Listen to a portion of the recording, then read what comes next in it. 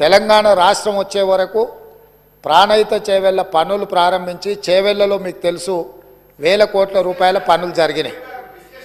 ప్రభుత్వం వచ్చిన తెలంగాణ రాష్ట్రం వచ్చి ప్రభుత్వం మారినాక కొంతకాలానికి అధికారంలో ఉన్న వాళ్లకు రీడిజైనింగ్ అనే ఒక బ్రహ్మ పదార్థాన్ని కనిపెట్టారు.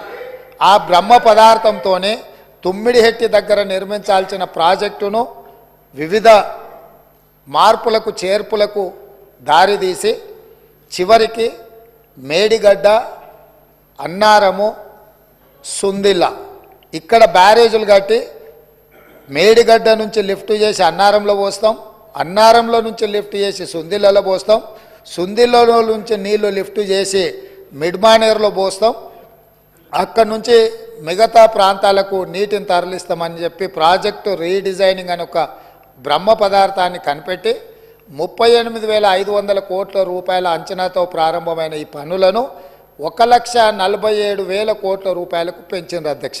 అది కూడా పూర్తి డీటెయిల్ ప్రాజెక్ట్ రిపోర్ట్ ఉందంటే అది కూడా లేదు. ఇప్పటికీ 1,47,000 కోట్ల రూపాయలకు చేరింది.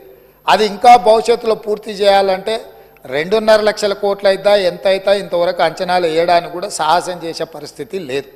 సరే, అంచనాలు ఎట్లా పెంచిండ్రు, ప్రాజెక్టు రీడిజైనింగ్ ఎట్లా చేసిండ్రు, సాంకేతిక పరమైన అంశాలేంది, సాంకేతిక నిపుణులు ఇచ్చిన ప్రాజెక్టు డిజైన్ ఏంది, దాని తర్వాత జరిగిన నిర్మాణం ఏంది, నిర్మాణం తర్వాత జరిగిన నిర్వహణ ఏంది, ఇవన్నీ ఒక్కెత్తైతే ఈరోజు మేడిగడ్డ బ్యారేజ్ అనేది కుంగిపోయింది అధ్యక్ష.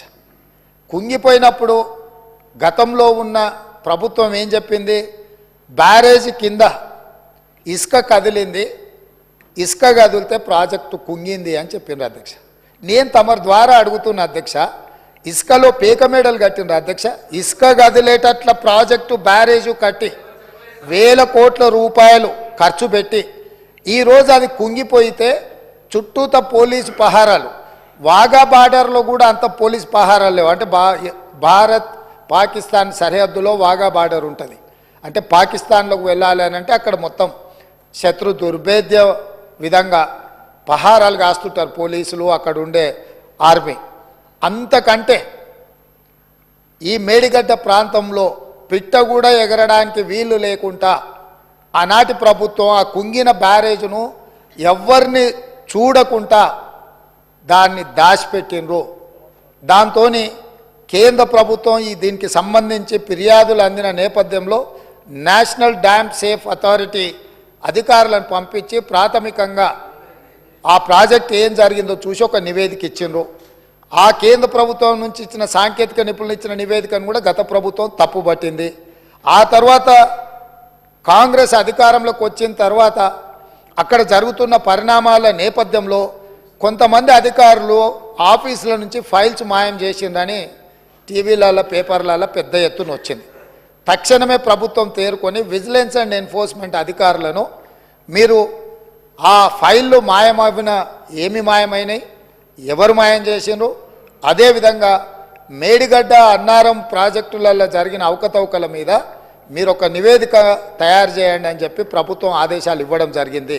సాగునీటి పారుదల శాఖ మంత్రి ఉత్తమ్ కుమార్ రెడ్డి గారు సూచన మేరకు ఈ ఆదేశాలు ఇచ్చినాం. వాళ్ళు పూర్తి స్థాయిలో వీటన్నిటిని పరిశీలించి ప్రాథమికంగా ఒక నివేదిక ఇచ్చారు. అందులో తీసుకున్న నిర్ణయాలు కానీ, లోపభూయిష్టమైన నిర్మాణాలు కానీ, నిర్వహణలో జరిగిన నిర్లక్ష్యానికి సంబంధించిన చాలా విషయాలను వాళ్ళు నివేదిక ఇచ్చిండ్రు. ఆ నివేదిక నేపథ్యంలో ఇప్పటి వరకు చాలామందికి సభ్యులకు కానీ రాష్ట్ర ప్రజలకు కానీ అక్కడ ఏం జరిగిందో ఏమైందో సంపూర్ణమైన సమాచారం లేదు. ఈరోజు కొత్తగా ఎన్నికైన శాసనసభ్యులు సగానికి పైగా ఉన్నారు. కొంతమంది సీనియర్లు ఉన్న ఈ ప్రాజెక్టులు నిర్వహణ పట్ల వాళ్ళకి ఏ మేరకు దాని మీద పట్టుందో మాకు తెలియదు. అందుకే మేము ఒక మంచి ఆలోచన చేసి ఉప ముఖ్యమంత్రి గారు ఆ మంత్రిని శాసనసభ నియోజకవర్గం నుంచి ఎమ్మెల్యేగా ఎన్నికై ఈరోజు మంత్రిగా IT and industries legislative affairs మినిస్టర్గా ఉన్న దుద్దిల్ల శ్రీధర్ బాబు గారు మనల్ని అందరినీ అక్కడికి రాండి, మీరు అందరు చూడండి, అక్కడ ఏం జరిగిందో తెలుసుకోవాల్సిన బాధ్యత ప్రతి శాసనసభ్యుడు శాసనమండలి సభ్యుల మీద ఉన్నది. రేపు ఈ సభలో జరగబోయే చర్చలో కల్లారా చూసి ఇచ్చిన నివేదికల మీద మనం చర్చ చేపట్టాలి అని చెప్పి వారు సూచన చేసిండ్రు